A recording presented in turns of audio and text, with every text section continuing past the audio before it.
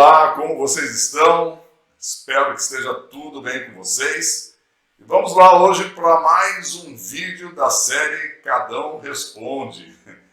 E hoje vamos falar aqui sobre um assunto do qual eu recebi muitas perguntas das pessoas que estão me acompanhando aí na série de lives que eu estou fazendo sobre planejamento e execução de viagens de longa distância. E o tema é como fazer o planejamento financeiro de uma viagem de longa distância.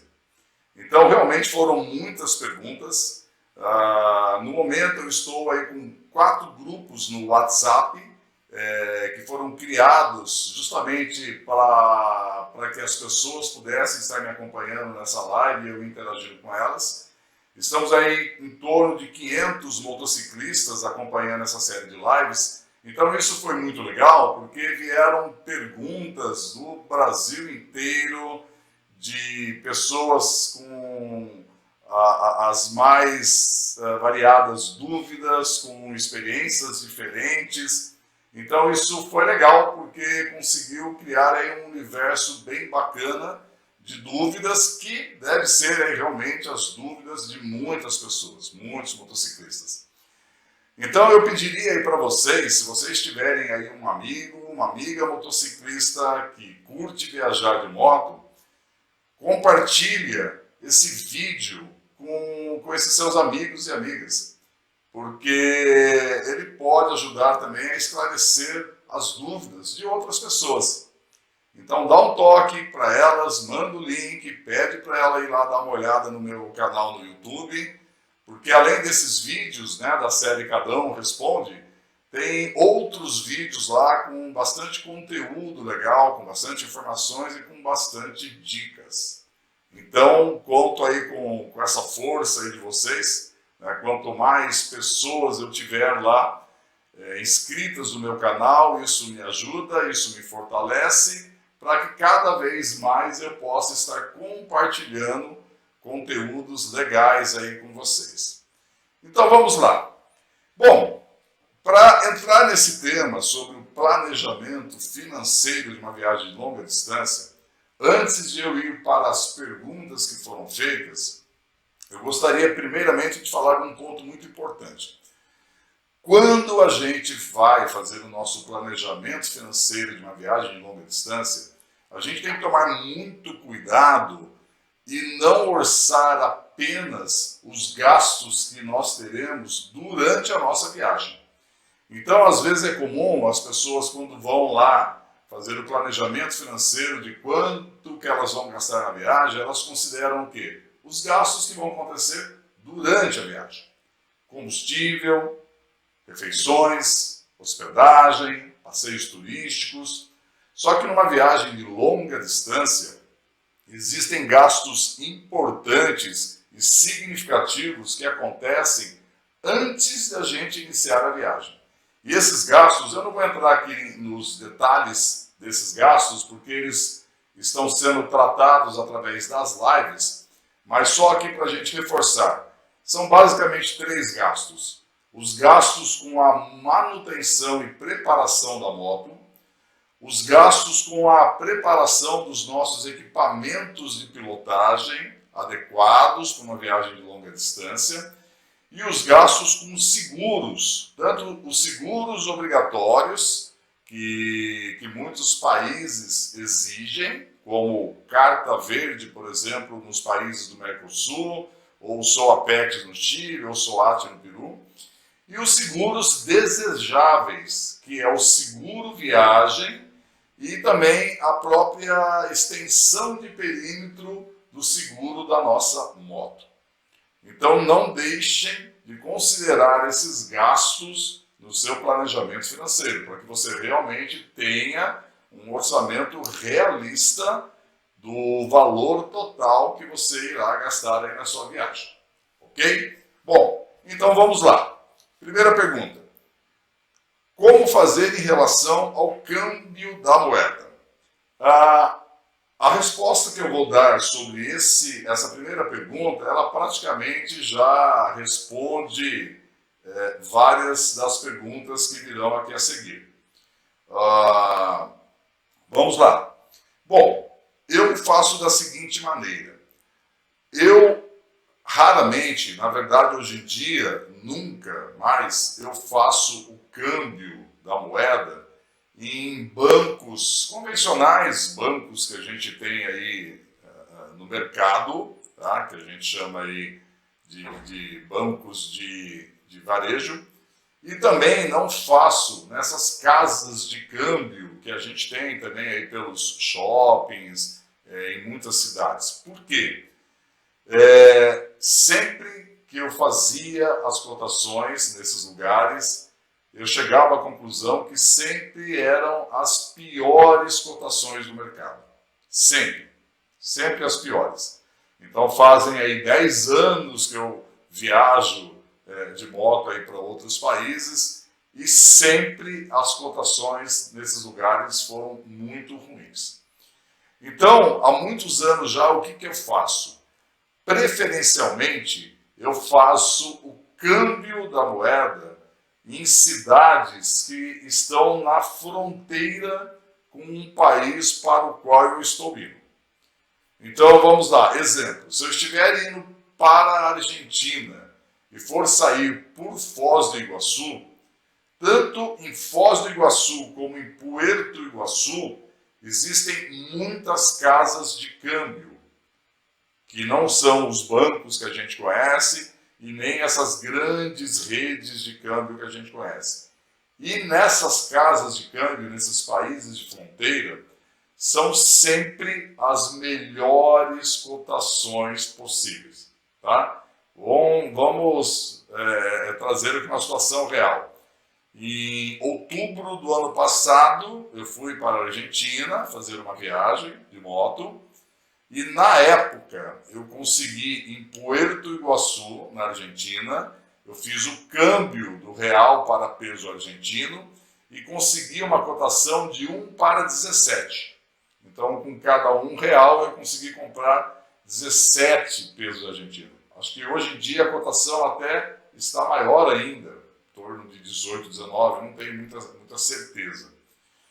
Enquanto em bancos normais, em casas de câmbio normal, a cotação estava mais ou menos de R$1 para 14 pesos argentinos. Então é uma diferença muito grande. Tá? Então, sempre que possível, deixem para fazer o câmbio da moeda nos países que estão na fronteira da onde você fará a aduana. Só que tem que tomar um certo cuidado em relação a isso, porque não são todas as fronteiras que nós teremos a disponibilidade de casa de câmbio. Então, por exemplo, saindo por Foz do Iguaçu, tem. Saindo para a Argentina por São Borja, no Rio Grande do Sul, tem casa de câmbio na própria aduana? Tem. Saindo para a Argentina por Uruguaiana, tem casas de câmbio ali ao redor? Também tem. Saindo para o Uruguai pelo Chuí, tem casa de câmbio? Tem também.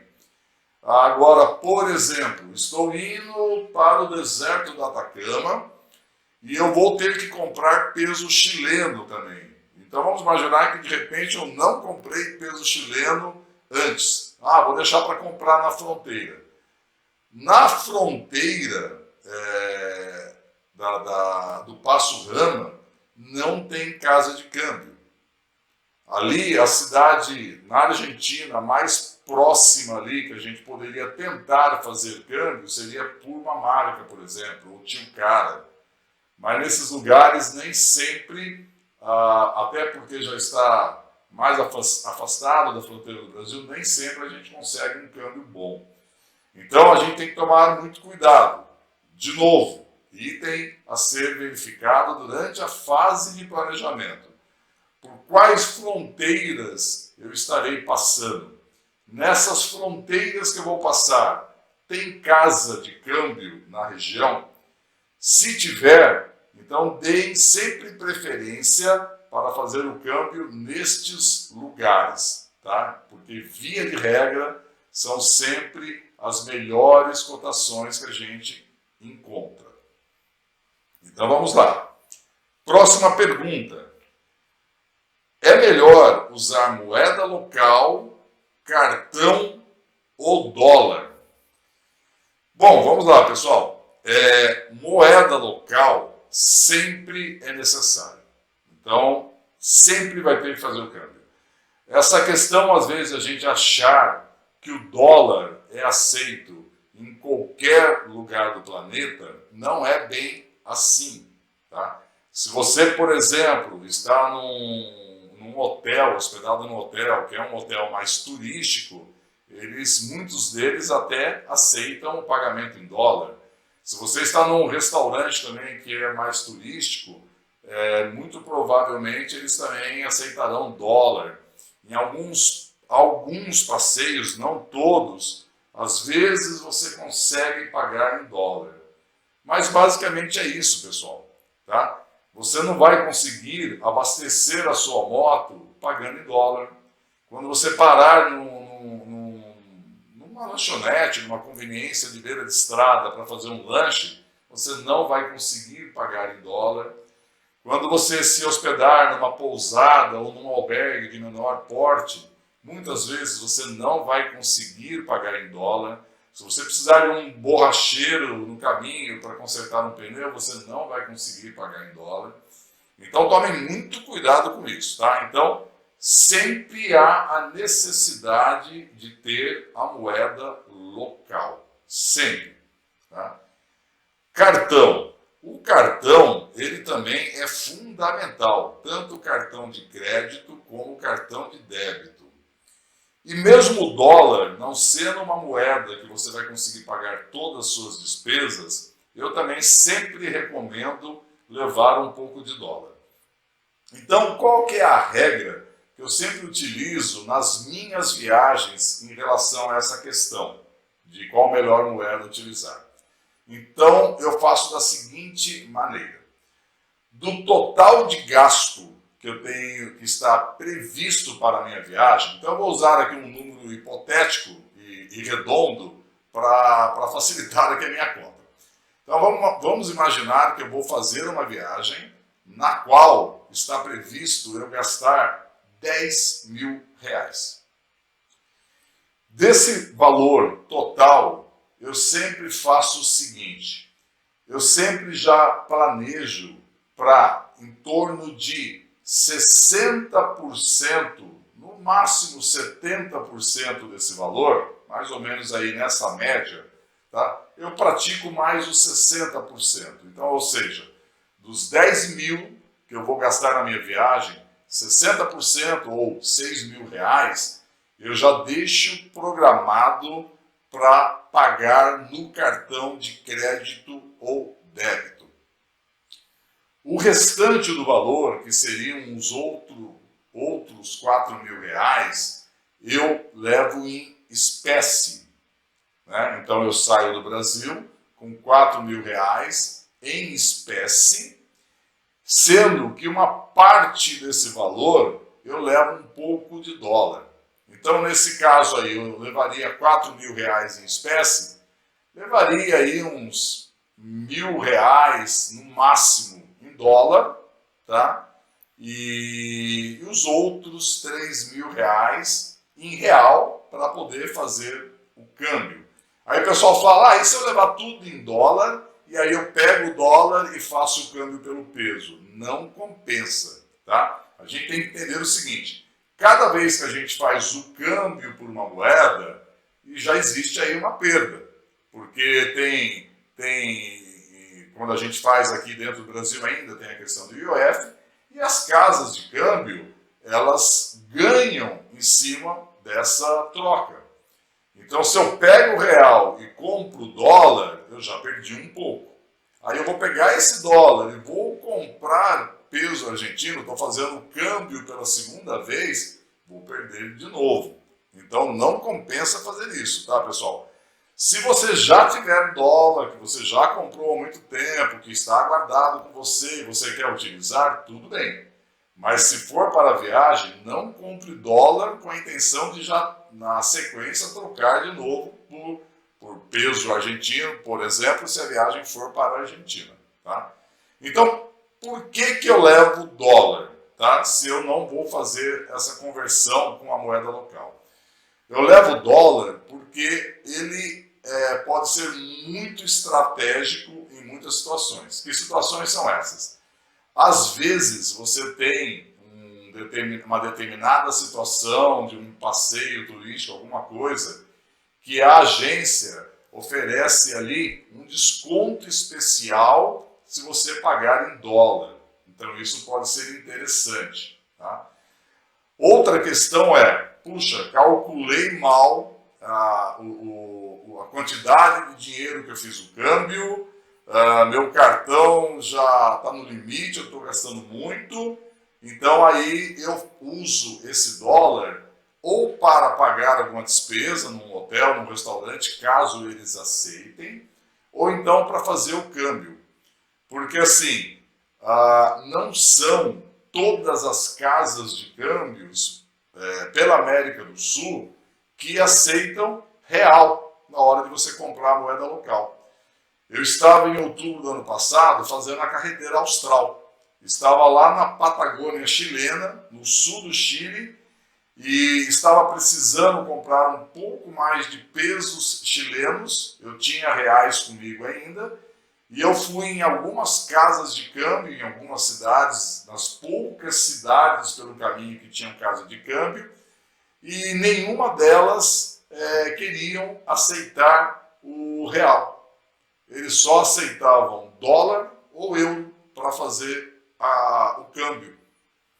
Então eu tinha um pouco de dólar e realmente foi o que me ajudou bastante. Tá? Cartão de crédito, pessoal. Bom, então vamos lá, recapitulando. Se na minha viagem eu vou gastar 10 mil reais, eu considero 60% desse gasto no cartão, crédito e débito, e os outros 40% eu levo em espécie. Sendo que a maior parte desse valor em espécie eu levo em real, para fazer o câmbio, e levo sempre um pouco de dólar. Muitas vezes o dólar que eu levo, ele vai e volta. Eu nem gasto o dólar. Eu deixo ele realmente apenas na manga, caso eu precise. Tá? Sobre o cartão, pessoal, tem muita gente que me fala, pô, Cadão, mas não compensa pagar no cartão. Poxa, a gente vai ter IOF aí, se não me engano, acho que é 6 ponto alguma coisa, 6,38 de IOF, e então não vale a pena, fica muito caro. Pessoal, quando a gente também pega o dinheiro em espécie e faz o câmbio, a gente também está perdendo dinheiro, de qualquer forma. Tá? E tem uma questão aí muito importante que muitas vezes as pessoas não sabem disso. Em muitos países, não só da América do Sul, isso vale praticamente para quase todos os países do mundo, esses países eles têm uma lei que é uma espécie de incentivo ao turismo. Tá? Então, falando aqui de países da América do Sul, que talvez seja mais o nosso foco, então, na Argentina, no Chile, e na Bolívia, no Peru, enfim. Quando a gente faz o pagamento do hotel no cartão de crédito internacional ou em dólar e apresenta o nosso passaporte, a gente não paga o imposto local, que é um imposto chamado IVA, que é o imposto de valor agregado deles. E esse imposto, falando aqui de América do Sul, ele muda aí de país para país, de região para região, mas ele varia de 19% a 22%. Então, a menos que a pessoa queira levar uma quantidade maior de dólar para ir pagando essas despesas em dólar, mas nessa hora o cartão de crédito ajuda muito. Tá? Até porque eu particularmente não gosto, quando eu vou fazer essas viagens, de levar um valor muito grande em espécie. Eu prefiro realmente concentrar minhas despesas mais nos cartões. Por uma questão até de segurança. Tá? É aquela velha regra, né, que vale para o mercado financeiro, da gente não pôr todos os ovos na mesma cesta. Então, por isso que eu faço esse balanceamento. Cartão de crédito, cartão de débito, dinheiro em espécie, misturando real e dólar. Então, é um desconto, na verdade não chega a ser um desconto, né? Se você não paga no cartão de crédito internacional ou no cartão de débito ou dólar e não apresenta o passaporte, você acaba sobre o valor da hospedagem tendo um acréscimo do imposto. Que nem aqui no Brasil, quando a gente se hospeda em vários hotéis, na hora de pagar a conta tem um acréscimo lá de 2, 3, chegando até 5% do ISS, que é o nosso imposto sobre serviço. Então isso dá uma economia muito boa, pessoal. Mesmo pagando aí IOF sobre o cartão de crédito, mas a economia que ele vai nos dar por não termos que pagar o imposto local faz uma diferença muito grande. Essa questão do desconto também se aplica em muitos restaurantes. Então todas as hospedagens e todos os restaurantes eu vou ter o abatimento do IVA? Não necessariamente, tá? Depende do enquadramento tributário, do enquadramento fiscal que aquele estabelecimento se encontra. Então, tem estabelecimentos, por exemplo, pousadas às vezes menores, que eles até não iriam te cobrar o IVA de qualquer forma. Ou então vão te cobrar o IVA, mesmo que você apresente o passaporte e pague em cartão, tá? Mas isso são as exceções. Na maioria dos casos, de restaurante, não. Restaurante é mais comum não se aplicar essa regra. Quando é restaurante maior, um restaurante mais estruturado, mais turístico, também se aplica. Então, o importante é, está viajando em outro país, vai pagar a sua hospedagem, vai estar num restaurante, sempre pergunta, se eu pagar no cartão de crédito, eu vou ter o abatimento do imposto, do IVA? Então, sempre pergunte. Porque daí, se a pessoa falar, tem, você vai ter sim um abatimento. Então, sempre vale muito a pena fazer dessa forma, tá? E o cartão de débito, pessoal, além de também poder pagar eventuais despesas, o cartão de débito também, ele serve como uma emergência muito importante, que é o seguinte. Detalhe, tá? Toda vez que for viajar para o exterior, não esqueça de falar com um gerente do seu banco ou entrar pela internet banking e fazer a liberação de uso, né? Fazer a autorização de uso internacional do seu cartão de crédito. Porque se você não comunica, quando você começar a utilizar o seu cartão, talvez até na primeira tentativa de uso fora do país, por questão de segurança, a operadora vai bloquear o cartão. E aí você vai ter que ligar para avisar. Não, sou eu mesmo que estou utilizando para que eles desbloqueiem. Então já façam o comunicado, esse aviso de uso do cartão, você comunica lá o período que você vai estar fora, que países que você vai estar, para não ter problema. E no caso do cartão de débito, esse você tem que falar diretamente com a sua agência, com o seu banco, né, procurar o seu gerente, para que você peça a liberação de uso do seu cartão de débito fora do país. Então a mesma coisa, você vai falar o período da sua viagem, que países que você vai estar indo, ou que país você vai estar indo, e o porquê que é legal essa liberação do cartão de débito. Não só para você pagar eventuais despesas, de repente você vai passar o cartão de crédito, por algum motivo não dá certo, então você vai e paga no débito, tá? Às vezes tem postos de combustível, não é também a exceção, não é a regra, mas acontece. Tem postos de combustível, às vezes pelo caminho, que não aceita cartão de crédito. Então, nessas horas, você acaba tendo que pagar no cartão de débito ou em espécie, né? Lembrando que esse em espécie não será dólar, será a moeda corrente do país, tá? Então, esse cartão de débito é importante para quê? Além de, numa eventualidade de não conseguir pagar no cartão de crédito e usar o débito, se você, por exemplo, não calculou bem a quantidade de moeda local que você fez o câmbio e você está ficando sem dinheiro e você precisa de moeda local para pequenas despesas, não tem casa de câmbio Então, o que é possível fazer?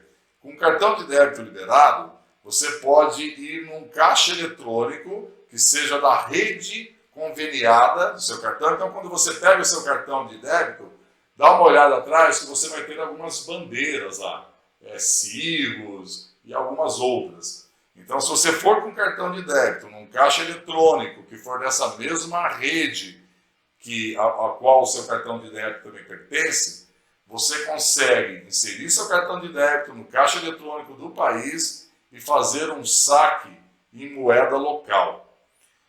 Existem taxas sobre essa operação. É lógico que aí você acaba tendo uma conversão pior do que quando você faz o câmbio, mas aí a gente está falando não de uma alternativa para fazer o câmbio convencional, e sim numa alternativa de emergência, onde realmente eu preciso de moeda local e não estou conseguindo fazer o câmbio. Tá? Então o cartão de débito ele é muito importante, ele é muito estratégico. Então qual seria aqui a minha dica, né? Respondendo a pergunta, e fica aqui também a minha sugestão. Toda viagem internacional que você fizer, utilize. Existem outras opções, tá? Como aqueles travel, cartão, que você carrega em dólar. Mas assim, eu sempre utilizo essas 4 opções e recomendo fortemente que todos também utilizem pelo menos essas 4 opções. Cartão de crédito, cartão de débito, leva dinheiro em espécie, em real, para você ir fazendo o câmbio pelo caminho, e leva sempre um pouco de dólar, porque pode te ajudar em muitas situações. E, mais uma vez, só para lembrar, a regra que eu utilizo, né, entre esses meios de pagamento em torno de 60%, pode ser um pouco mais, pode ser um pouco menos, mas em torno de 60% das minhas despesas durante a viagem eu pago no cartão de crédito ou débito e o restante eu pago em espécie. Beleza? Então vamos lá, seguindo em frente. Onde é melhor fazer o câmbio? Na cidade de origem, na fronteira ou no destino? Bom, então acho que eu já deixei essa questão bastante clara. Tá? Quando a gente acaba não fazendo o câmbio numa quantidade, porque às vezes é comum, a gente estima que precisa de um valor X para fazer o câmbio, de repente passou por alguns lugares, alguns postos de combustível que não aceitou o cartão de crédito e a gente acaba gastando mais rapidamente o dinheiro do que a gente imaginava. Então a gente tem sim, pessoal, muitas opções também boas de poder fazer câmbio que não seja necessariamente em locais próximos de fronteiras. Tá? Países turísticos, por exemplo, em Mendonça. Mendonça, na Argentina, eu já fiz o câmbio várias vezes e consegui cotações muito boas. Em El Calafate, na Argentina, na Patagônia, eu também já fiz o câmbio várias vezes e consegui cotações muito boas. No Ushuaia também já consegui cotações boas. Outras cidades, como Purmamarca, por exemplo, na Argentina, é difícil fazer o câmbio, são poucos lugares, a cotação é ruim. Em São Pedro de Atacama, no Chile, eu sempre consigo fazer também um câmbio com uma cotação boa. Então a gente tem alternativas. De novo, no planejamento, verifiquem essas questões. Quais são os lugares do seu roteiro que você pode realmente estar fazendo o câmbio. Tá? Isso é muito importante. Bom, vamos lá. Próxima pergunta. Como o real está melhor que o peso, aqui a pessoa não citou, né? Imagino que ele esteja falando aqui do peso, não sei se seria o peso chileno, se é o peso argentino, mas enfim. Na conversão do dinheiro vai gerar muito volume. É seguro este transporte? Bom, pessoal, isso é verdade. Sempre que eu levo pessoas aí para fazer viagens, é até engraçado, né?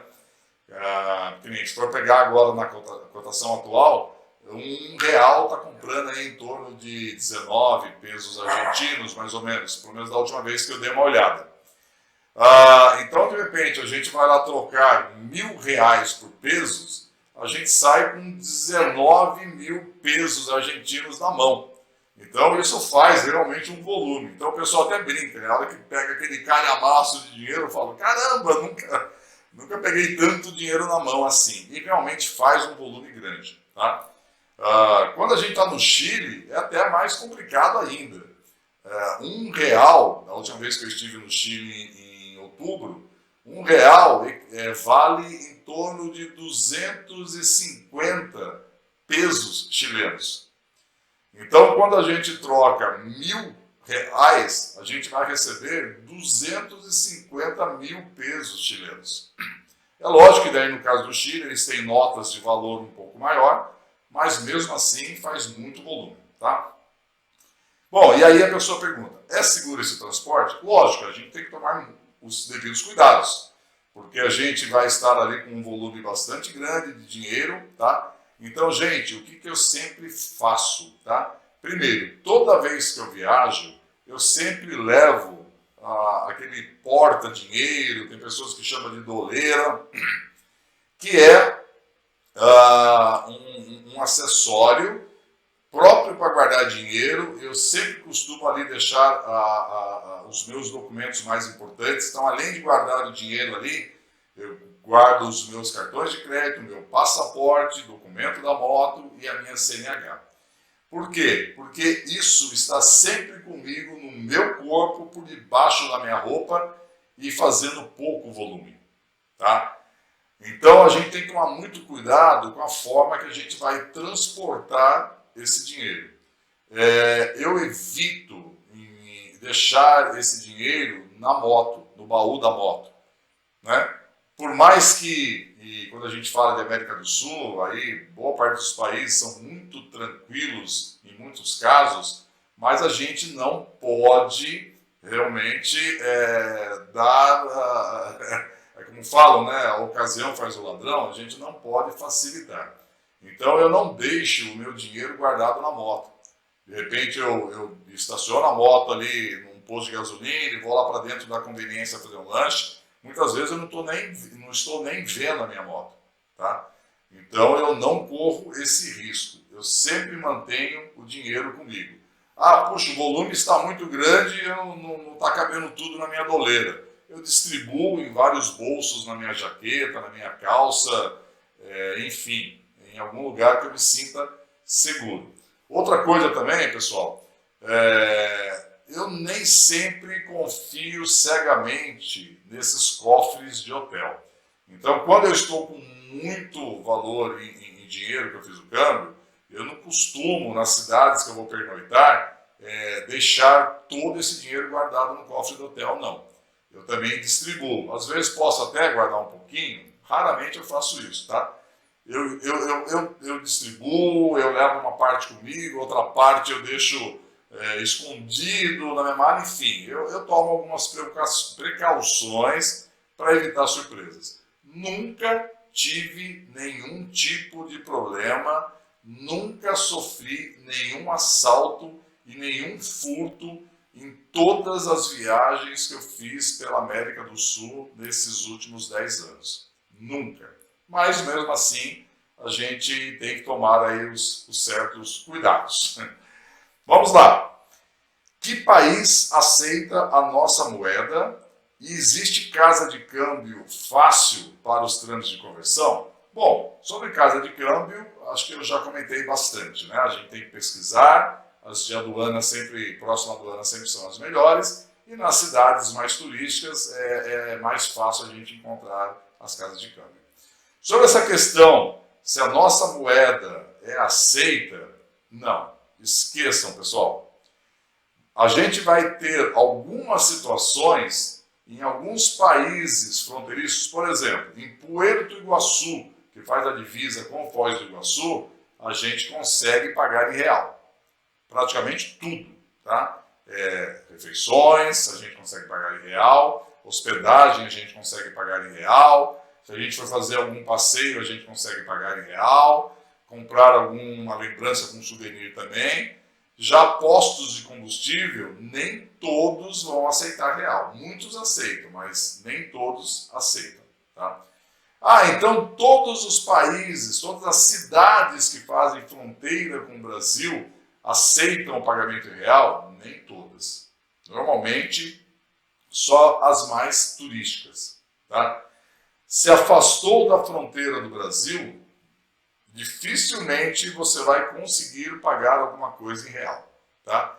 Tem as exceções, tá, pessoal? Por exemplo, El Calafate, na Patagônia Argentina, apesar da distância que ela fica da fronteira com o Brasil, mas como é uma cidade que recebe uma quantidade absurda de turistas brasileiros, é muito comum em El Calafate você conseguir pagar uma despesa num restaurante, num bar, em real. É bem comum. Ah, então todas as cidades turísticas que recebem muitos brasileiros permitem isso? Não. Mendoza, por exemplo, também recebe muitos turistas brasileiros e a maioria dos restaurantes não aceitam pagamento em real. Tá? Então não dá para contar com isso, que eu vou levar real e vou conseguir pagar minhas despesas pelo caminho. Não vai conseguir. Tá? Tem que ter a moeda local e esse real você vai usar realmente para fazer o câmbio da moeda. Bom, a última pergunta aqui sobre esse tema que me chegou, pessoal, é o seguinte. A média de 150, só que a pessoa que mandou a pergunta, ele só pôs o símbolo de cifrão. Ele não especificou aqui se estava falando de real ou de dólar. Mas vamos lá. A média de 150 de gasto diário para uma viagem solo indo para o Ushuaia é pouco ou está de bom tamanho? Se for 150 dólares, então está muito bom. Se a gente for pegar aí pela cotação atual, R$4 e pouco, estamos falando aí de 600 e poucos reais, vamos arredondar aqui para baixo, R$600, R$600 como uma média diária de gasto para uma viagem solo para o Ushuaia, está muito bom. Está bom demais, tá? Tá bem legal. Aí de repente pode ter pessoas pensando, poxa, mas eu não vou gastar R$600 por dia, eu fico em hospedagens simples, eu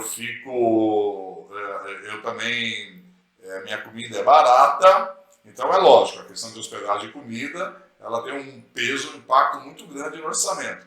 Mas a gente tem que lembrar o seguinte, a gente pode acabar tendo algumas despesas pelo caminho, com manutenção da moto e tudo mais, então a gente não pode ir viajar com um orçamento no limite, considerando só hospedagem, gasolina e comida. A gente tem que ter uma folga para eventualidades. E também tem a questão de passeios turísticos. Né? Então, quando a gente faz uma viagem, por exemplo, para a Patagônia, para o Ushuaia, a gente tem alguns passeios pelo caminho que são imperdíveis. Então, por exemplo, El Calafate, que fica próximo do Ushuaia e que é um lugar que a maioria das pessoas que viajam para o Ushuaia acabam passando. Em El Calafate, a principal atração turística, na verdade o turismo da região vive em função disso, são os glaciares Perito Moreno, que é uma coisa linda, maravilhosa, fantástico. E existe um passeio que dá para fazer, que a gente chama de mini trekking, onde você vai até o Parque Perito Moreno, faz uma travessia de barco, muito bonita por sinal, depois você para no lugar, põe lá um equipamento, aquelas garras, né, no seu calçado, e você sai fazendo uma caminhada com guias sobre as geleiras. É uma experiência inesquecível, fantástica. Só que esse passeio, a última vez que eu fiz ele agora foi em novembro do ano passado, então está bem recente, ele custa R$700 por pessoa. Então, por mais que a gente não vai gastar, talvez nesse exemplo aqui, convertendo para dólar, né, os 150 aqui virando R$600, por mais que a gente não vai gastar R$600 por dia na nossa viagem, mas em algumas situações a gente pode ter um gasto até maior do que isso, quando a gente tem alguns passeios envolvidos e se a gente tiver que ter algum gasto adicional com a moto, ou até com a gente que não estava previsto. Né? De repente, puxa, minha luva estragou, eu vou precisar comprar uma outra luva, enfim. Então, a gente nunca pode viajar aí com um orçamento muito ali apertado, porque aí qualquer imprevisto a gente vai ter problema. E aí vai, né? Num passeio pela Patagônia, se a gente está em Puerto Natales, tem que fazer o passeio do Parque Torre del Paine. Então só a entrada no Parque Torre del Paine já é R$120, foi o que eu paguei agora em novembro. Então se for $150, meu amigo, o orçamento tá fantástico, tá muito bom, você tá com uma sobra aí, tá perfeito. Se for R$150, esquece, não dá, é impossível. Com R$150 por dia não rola, tá? A métrica que eu utilizo, pessoal, é uma métrica minha pessoal, isso vai variar muito de pessoa para pessoa e muito também do planejamento da viagem. A minha métrica que eu utilizo em viagens pela América do Sul é um gasto em torno de R$350 por dia, tá? Média, lógico, vão ter dias que talvez eu gaste menos que isso e terão dias que eu vou gastar mais do que isso. Mas eu uso como uma média. Pelo tipo de padrão de hospedagem que eu pego, pelos meus hábitos em relação a comer e beber, eu gosto de experimentar comidas do local, eu gosto de tomar um vinho, eu gosto de tomar uma cerveja.